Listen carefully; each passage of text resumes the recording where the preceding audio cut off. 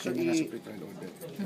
Sir, sabi pa nila magdadagdag sila ng witness like yung taga Metro Bank. Okay ba kayo doon? Haharangin niyo? Well, maybe let's see. We'll just cross the bridge when we get there.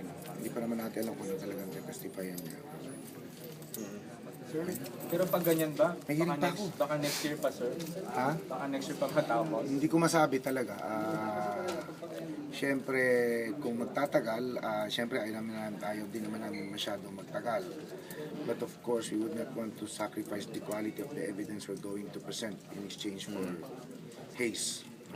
So we want to make sure that we'll be presenting good evidence. Pero sir, yung mga witnesses nyo, tungkol pa din siyempre sa yung... Sa illegal detention lang. Huwag niyo akong tanungin tungkol sa PIDAP. Hindi ba kayo kinausap, sir, to handle the PDAF case? No. Hindi ko naman. Attorney, yung first witness niya kailan? Pag natapos yung sa prosecution, hindi pa namin alam kung kailan matatapos kasi ang nakaschedule na hearing naman March 18 and 25.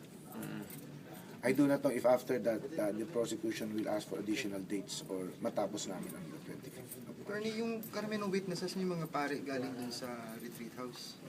Yun ang karamihan ng witnesses. Matter of record naman yun. Mga pari po. Mga pare. So, very confident kayo, sir, na after ng presentation nyo ng witness ng defense, I cannot say 50-50 proposition pa rin yan. Okay na? Okay? Thank you. Sir.